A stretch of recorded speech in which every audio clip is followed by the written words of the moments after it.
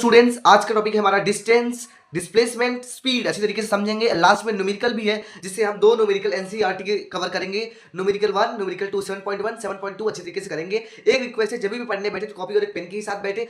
अगर आपने part 1 video नहीं देखी तो जाके उसे देखिए, समझिए, तब इस वाले वीडियो में आइए, क्योंकि आधा अधूरा ज्ञान आपके लिए फायदेमंद नहीं हो सकता है। ये मैं पहले ही बोल देता हूं आप सभी को।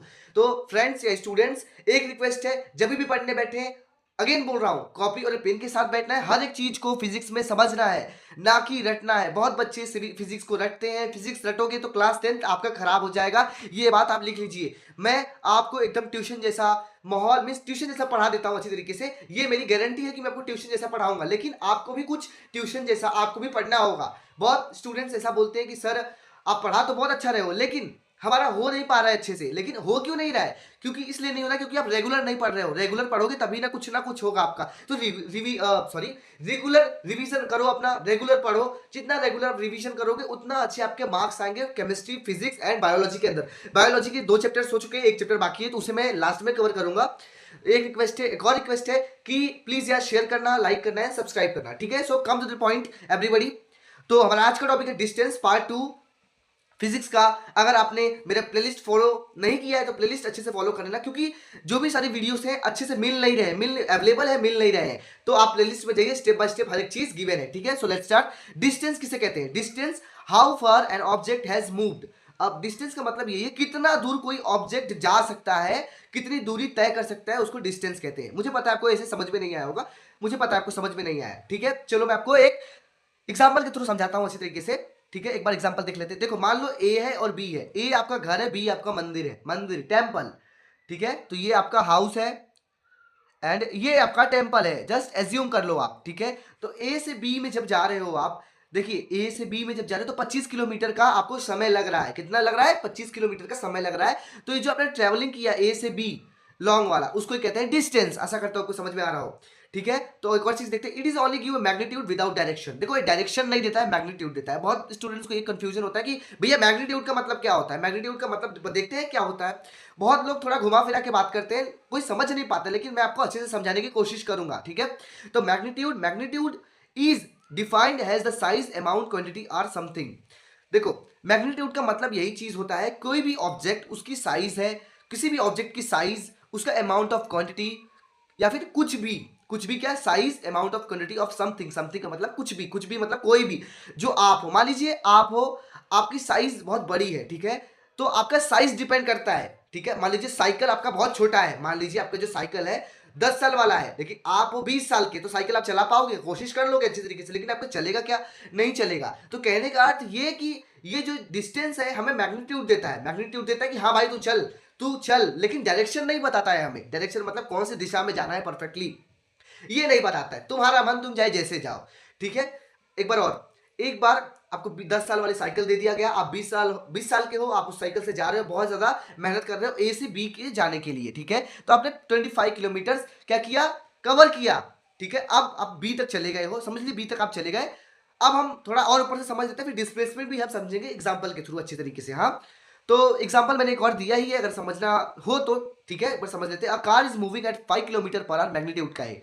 The magnitude of its velocity is 50, ठीक है? तो वही मैंने बताया कि जैसे जो भी कार है हमारा मूव कर रहा है, क्या कर रहा है? मूव कर रहा है 50 kilometre per our. 50 kilometre per our का मतलब दोस्तों ये होता है कि कोई भी बंदा 1 घंटे में 50 किलोमीटर कार से ट्रेवल कर सकता है। जो कार है 1 घंटे में 50 किलोमीटर ही चलेगा। अब आप बोलोगे भैया बीच में ब्रेक आ गया, बीच में टूट फूट गया, तो वो डिपेंड ऑन सिचुएशन, वो क्या होता है हम आगे पढ़ेंगे, लेकिन इतना समझ लो कि 50 किलोमीटर पर आवर है वो। तो इसकी मैग्नीट्यूड ऑफ वेलोसिटी, वेलोसिटी का मतलब भी हम समझेंगे, कोई दिक्कत नहीं है, ठीक है? उसकी वेलोसिटी 50 है। एक और देख लेते हैं example. In an earthquake of A magnitude is 6, the number of 6 tells the strength of the earthquake. तो जब भी अर्थक्विक आता है तो मैग्नीट्यूड उसका 6 होता है। 6 मैग्नीट्यूड, इसका मतलब क्या है? इसका मतलब ये इसका स्ट्रेंथ है इतना। तो कहने का अर्थ ये, मैग्नीट्यूड हमें स्ट्रेंथ बताता है, किसी चीज का स्ट्रेंथ बताता है, साइज बताता है, क्वांटिटी बताता है, ठीक है? तो उसको ही कहते हैं हम मैग्नीट्यूड, ठीक है? आशा करता हूं आपको समझ में आया हो। अब हम डिस्प्लेसमेंट समझ लेते हैं क्या होता है। Displacement is the shortest distance between in specific direction. Specific direction, simple सी बात है, इसमें आपका मैग्नीट्यूड भी देता है एंड डायरेक्शन भी देता है, ये लिख देना, ठीक है? तो हम इसी एग्जांपल के थ्रू समझते हैं। मान लीजिए ये हुआ हमारा, क्या हुआ? डिस्प्लेसमेंट। एक शॉर्टकट रास्ता, जो भी आपने शॉर्टकट रास्ता अपनाया उसे कहते हैं डिस्प्लेसमेंट। आपके घर से आपके मंदिर की दूरी थी 25 किलोमीटर, ठीक है, लेकिन आप थोड़े से अच्छे आदमी थे, बुद्धिमान इंसान थे, आपने कुछ कैलकुलेशन लगाया, जो चीजें 25 किलोमीटर में आप ट्रेवल कर सकते थे, लेकिन आपने शॉर्टकट अपनाया, 25 किलोमीटर की जगह 10 ही किलोमीटर में आप आ गए, ठीक है, 10 किलोमीटर में ही आप पहुंच गए बी रास्ते पे, तो इसको ही कहते हैं डिस्प्लेसमेंट। डिस्टेंस का मतलब पूरा रास्ता, पूरा रास्ता, ठीक है, और डिस्प्लेसमेंट मतलब shortest distance, shortest distance of final और इनिशियल, फाइनल और इनिशियल का सबसे शॉर्टेस्ट डिस्टेंस। और अपना डिस्टेंस किसे कहते हैं? डिस्टेंस सिंपल सी बात है, डिस्टेंस मतलब पूरा डिस्टेंस कवर करना, कुछ शॉर्टेस्ट है ही नहीं उसमें, ठीक है। आशा करता हूं आपको समझ में आ रहा हो, हर एक चीज समझ में आए तो प्लीज यार कमेंट सेक्शन में जरूर बताना, भैया बहुत अच्छा लगा, ये सब देख के मुझे बहुत ज्यादा मोटिवेटिंग लगता है कि हाँ बच्चे समझ रहे हैं, उनको समझ में आ रहा है, हमारी जो एनर्जी है वेस्ट नहीं जा रही है, ठीक है। एक रिक्वेस्ट है, जब भी आपका अच्छी तरीके से समझ में आए हर एक चीज, तो आपको अपने कॉपी में लिखते ही रहना है और समझते ही रहना है, ठीक है। एक लाइक करना है, शेयर करना है, सब्सक्राइब कर देना है, ठीक है, ये भी जरूरी है, ठीक है। और चीज देखते हैं क्या है, it details how for and in which direction an object has move from its starting point. वही इनिशियल एंड फाइनल पॉइंट कहने का मतलब इनिशियल एंड फाइनल पॉइंट का हमें बताता है कि इनिशियल कौन सा है, फाइनल कौन सा है, सिंपल सी बात है, इसमें खाली इनिशियल और फाइनल पे डिपेंड करता है कौन, डिस्प्लेसमेंट, ठीक है। आगे चल के हम देखते हैं और क्या चीजें। अब देखते हैं स्पीड। स्पीड क्या होता है? The distance an object travel in given amount of time. कहने का अर्थ है जो भी ऑब्जेक्ट है डिस्टेंस कवर करे गिवन टाइम में, उसको ही कहते हैं स्पीड।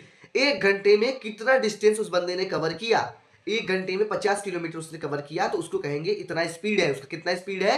50 किलोमीटर पर आवर, ठीक है। तो आशा करता हूं आपको समझ में आ रहा हो।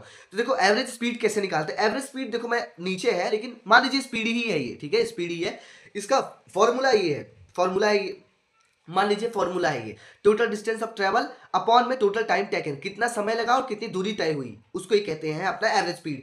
और मान लीजिए हम ऐसा क्यों लिखा, हमने हमने ऐसा क्यों लिखा इसको, देखो बहुत जगह पे टाइम बचाने के लिए ये भी लिख सकते हो, कोई दिक्कत नहीं, ये भी लिखोगे चलेगा।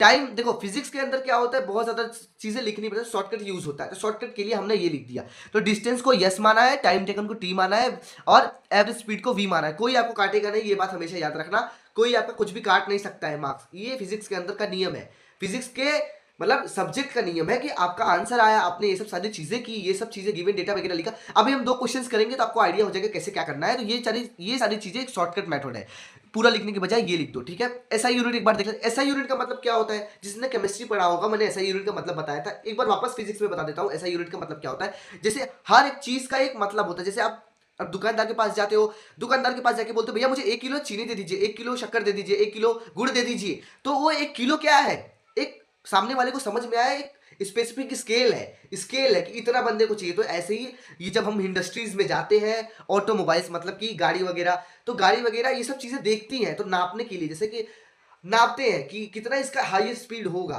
एवरेज स्पीड इसका कितना होगा, तो ये सारी चीजें हमारे इंडस्ट्रीज में बहुत यूज होती हैं, ठीक है। आगे चल के अभी तो आप 10वीं 9वीं में हो, जब 10वीं में जाओगे, जब आप कॉलेज करोगे, तो ये सारी छोटी छोटी चीजें हैं, जब आगे चल के आप जब पढ़ोगे तो तब आपको समझ, अभी तो सारी बेसिक्स चल रही है, जब आप आगे जाओगे तो आपको समझ में आएगा ये सारी चीजें क्या थी। तो एसआई यूनिट का मतलब यही है, मीटर पर सेकेंड, मीटर पर सेकेंड ऐसे बोलते हैं, मीटर पर सेकेंड, ठीक है। आशा करता हूं आपको समझ में आ रहा हो हर एक चीज, ठीक है। एसआई यूनिट का मतलब होता है मीटर पर सेकेंड।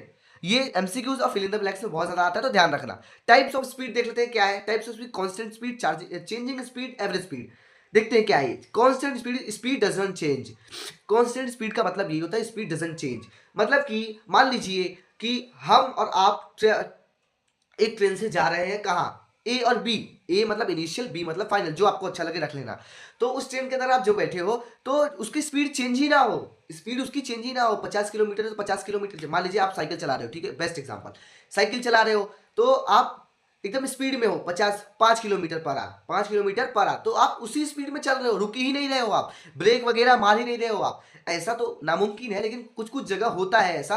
अभी कांस्टेंट स्पीड का मतलब नहीं समझ में आ रहा होगा, आगे चल के जब आप 10th 11th 12th साइंस में पढ़ोगे, फिजिक्स में, तो बहुत ज्यादा इंपॉर्टेंट होता है कांस्टेंट स्पीड। जनरली हम नहीं कर सकते, हम इसको हासिल नहीं कर सकते कांस्टेंट स्पीड को, क्योंकि बीच बीच में ब्रेक मारना पड़ता है, बीच बीच में कुछ करना होता है। लेकिन कुछ कुछ चीजें होती है जिनके अंदर कांस्टेंट स्पीड होता है, जैसे कि इलेक्ट्रॉन्स प्रोटॉन्स के अंदर जो भी स्पीड्स होती हैं वो कांस्टेंट होती है, वो बदलती नहीं है, वो चेंज ही नहीं होती हैं।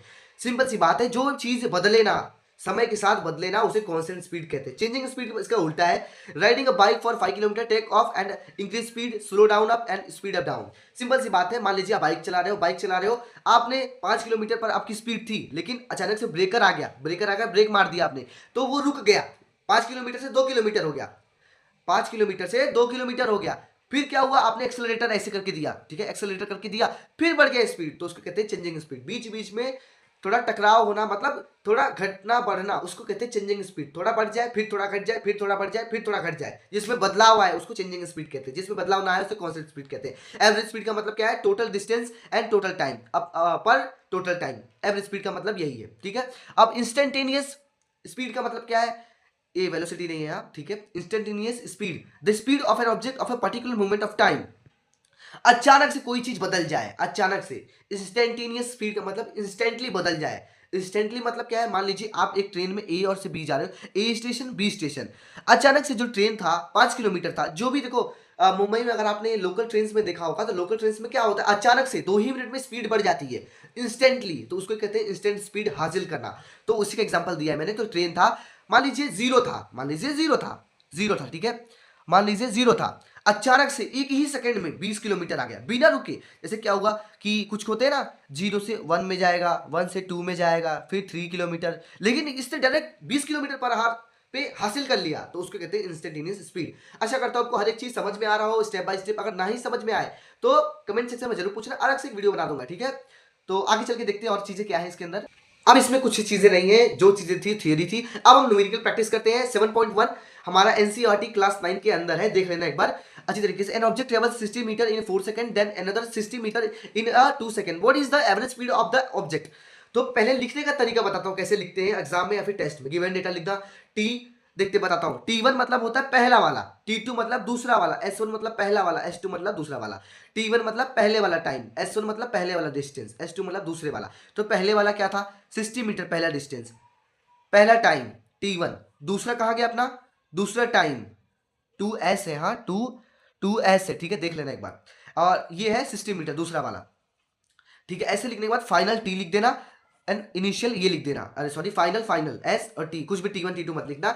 ऐसे करने के बाद लास्ट में जो भी फॉर्मूला था वी एस अपॉन में टी, जो मैंने बताया था स्पीड का, एवरेज स्पीड का फॉर्मूला था, इस फॉर्मूला लगाया हमने, देन आंसर आ गया। अब देखो इसमें थोड़ा कैलकुलेशन स्ट्रॉन्ग रखना होगा, कैलकुलेशन स्ट्रॉन्ग नहीं रखोगे तो बहुत दिक्कत हो जाएगी, ये बात मान लेना। बहुत लोग बोलते हैं भैया कि इसको क्या हम ऐसे लिख सकते हैं क्या, देखो इसको बोलते हैं मीटर सेकेंड इनवर्स, तो इतना थोड़ा बच्चे लोग को तो पता नहीं होता, यही लिखो सबसे अच्छा, यही लिखो, समझे, यही लिखो तो ज्यादा अच्छा है। देन दूसरा एग्जांपल भी है, देख लेते हैं क्या है ये अच्छी तरीके से। 2 minute. Odometer of a car reads 2000 kilometer at the start of a trip and 2400 kilometer at the end of the trip. The calculate average speed of the car in kilometer per hour and meter per second. बहुत easily बताऊंगा इसे अच्छी तरीके से, देखते हैं कैसे करना है। पहले गिवन डेटा लिखना है, given data initial reading final reading, odometer लिखना है, लिखो। थोड़ा बढ़ने के लिए थोड़ा मार्क्स अगर चाहिए हो तो, उतना पढ़ता कोई नहीं है, लेकिन थोड़ा होता है ना कुछ कुछ सब्जेक्ट टीचर्स तो थोड़े उन्हें चाहिए होता है, तो उनके लिए, ठीक है। तो आप टॉपर हो तो ठीक है, एवरेज भी हो तो नहीं लिखोगे चलेगा। फाइनल इनिशियल रीडिंग लिखना है, ठीक है, ओडोमीटर लिखोगे चलेगा, आपके ऊपर है। 2400 किलोमीटर है, ठीक है। अब कैसे करना है देख लेते हैं एक बार। Calculate total distance. अब स्टेप 1, अब इससे आपको उसमें तो नहीं लिखना है टेस्ट में या फिर एग्जाम में, स्टेप 1 मत लिखना चलेगा, खाली कैलकुलेट टोटल डिस्टेंस। ये चीज को यहाँ पे भी लिख सकते हो, यहाँ पे भी लिख सकते हो, चलेगा। डिस्टेंस, अब डिस्टेंस निकालने का फॉर्मूला जब भी फाइनल इनिशियल आए तो ऐसे ही करना होता है, फाइनल माइनस इनिशियल, तब अपने को मिल जाएगा। और एक बात हमेशा ये ध्यान देना, आप बहुत बच्चे ध्यान नहीं देते, इनके मार्क्स उनका कट जाता है। उस वाले क्वेश्चंस में हमने जितने चीजें थी मीटर और सेकंड में था, इसमें क्या है किलोमीटर में है और जो है आर में है, ठीक है। कहा गया अपना टाइम टेकन, शायद मैंने नहीं लिखा क्या, सॉरी मैंने टाइम टेकन शायद इसमें नहीं लिखा है, माफ कर देना। इसमें टाइम टेकन मतलब बुक में है लेकिन मैंने शायद नहीं लिखा है लगता है, तो यहाँ पे लिख दिया है टाइम टेकन 8 आर, तो शायद मैंने क्वेश्चंस में गलती हो गया, नहीं लिखा टाइम, माफ कर देना, ठीक है। तो हाँ ये फाइनल इनिशियल लिखा था अच्छी तरीके से और टाइम लिखा है, तो एक बार क्वेश्चंस को अपने कॉपी में से अच्छी तरीके से कर लेना, ठीक है, कर लेना, ठीक है। कॉपी करके फिर जो भी सॉल्यूशन है ऐसे लिखना। तो 8 की आर है, सेकंड नहीं है, ध्यान देना, आर है और किलोमीटर है, बहुत बच्चे इस पे ध्यान नहीं देते, उनका मार्क्स कट जाता है, ठीक है। आगे चल के देखते हैं क्या है। स्टेप 2 हमारा क्या है देख लेते हैं एक बार अच्छी तरीके से हम। Calculate average speed in kilometre per our. तो ये बात मैं पहले ही बता देता हूं आपको कि हमने जो चीजें देखी अभी, तो वो सारी चीजें किलोमीटर और पर आवर में पहले से ही थी, ये बात ध्यान रखना। कन्वर्ट करने की जरूरत किलोमीटर और आर में अभी नहीं है, अभी जो वैल्यू दी गई है सिंपल सादा डाल देना है, आंसर ला देना है, बस दैट्स इट। उसके बाद जब जो हमारे क्वेश्चन में बोला है कि मीटर पर सेकंड में डालना है, तो मीटर पर सेकंड में अब इसके बाद हम करेंगे जो करेंगे, ठीक है, ये ध्यान रखना। बहुत क्या होता है पहले मीटर पर सेकंड करते हैं फिर ये करते हैं, कोई मतलब नहीं है उसका, पहले ये करो फिर ये करो, ठीक है। तो देखते हैं क्या है। तो एवरेज स्पीड का हमें फॉर्मूला पता है, टोटल डिस्टेंस और टोटल टाइम, तो हमने किया अच्छी तरीके से, हमारा आंसर आ गया 50 किलोमीटर पर आवर। तो स्टेप 3 क्या है देखते हैं, convert kilometre per hour to metre per second, ठीक है। तो इसमें थोड़ा मैंने बुद्धि लगाया अपना, मतलब थोड़ा चालाकी, क्योंकि हमें आंसर से मतलब है ना कि प्रोसीजर से। बहुत लोग आंसर देखते हैं, ठीक है। तो ये एक बात हमेशा याद ध्यान देना दोस्तों या फिर स्टूडेंट्स। तो ये जो आपका जो भी आंसर आया यहाँ पे, ठीक है, जो ये आंसर आया दिमाग से, हाँ, जो भी ये आंसर आया उसको यहाँ पे आपको लिखना होगा, इनटू कर देना 5/18 से, ठीक है। मतलब कि 50 इंटू 5 कर देना, अपॉन डिवाइड बाई 80 कर देना, आपका आंसर अच्छी तरीके से मीटर पर सेकंड में आ जाएगा। एक बार वापस किलोमीटर में जो भी आपका आंसर आया उसको यहाँ लिखना है, इंटू कर देना है 5/18 से, उसके बाद जो भी प्रोसीजर है सॉल्व करके आंसर ला देना है। इसमें डिवीजन में बहुत दिक्कत होती है, अगर डिवीजन आपका डिवाइड रूल होता है, डिवीजन रूल अच्छे से उसको सीख लेना, क्योंकि बहुत स्टूडेंट्स को नहीं आता है 9th में। तो और हाँ, आपके में है 13.9 लेकिन 13.8 है, तो चलता है अप्रोक्स वैल्यू। फिजिक्स और केमिस्ट्री के अंदर अप्रोक्स वैल्यू चलती हैं, कुछ 1-2 पॉइंट का डिस्टेंस चलता है, 1-2 पॉइंट का डिफरेंस चलता है, ये बात ध्यान रखना आप। कोई भी डाउट हो तो कमेंट सेक्शन में जरूर पूछिए। आजकल व्यूज बिल्कुल नहीं आ रहे हैं, मैं देख रहा हूँ, ठीक है, कोई बात नहीं, लेकिन अपने शेयर कीजिए अपने फ्रेंड्स में। ये मत सोचना कि मेरा फायदा हो रहा है मैं किसी का फायदा ना करूँ, सबका अपना फायदा करो। कभी आज आपका फायदा आप उनका कर रहे हो तो कभी वो भी आपका फायदा करेंगे, ठीक है, ये गारंटी है मेरी तरफ से। तो एक बार लाइक करना, शेयर करना, सब्सक्राइब करना, जितना हो सके शेयर करो यार। व्यूज बिल्कुल नहीं आ रहे हैं, ऐसे ही चलता रहा तो आपका इसमें लॉस है, ठीक है, ये मैं बोलना चाहूंगा। लॉस तो नहीं है, लेकिन कभी कभी ऐसा लगता है कि वीडियो नहीं आनी चाहिए, मतलब उतना व्यूज ही नहीं आ रहे, लेकिन ठीक है, मैं कुछ बहुत रेगुलर स्टूडेंट्स हैं मेरे जो मुझे मैसेज करते हैं, मुझे अच्छा लगता है। तो और रेगुलर स्टूडेंट्स बढ़े, रेगुलर सब्सक्राइबर्स बढ़े तो मेरे लिए बहुत अच्छा होगा। Thank you so much everybody, आपने इतना अच्छा प्यार दिया है। सब्सक्राइब करते रहना, लाइक करते रहना, बहुत बहुत धन्यवाद। प्लेलिस्ट ना मिले तो कमेंट सेक्शन में है, कमेंट सेक्शन में ना मिले तो जाके अपना मेरे चैनल पे जाके देख लेना अच्छी तरीके से। धन्यवाद आप सभी का।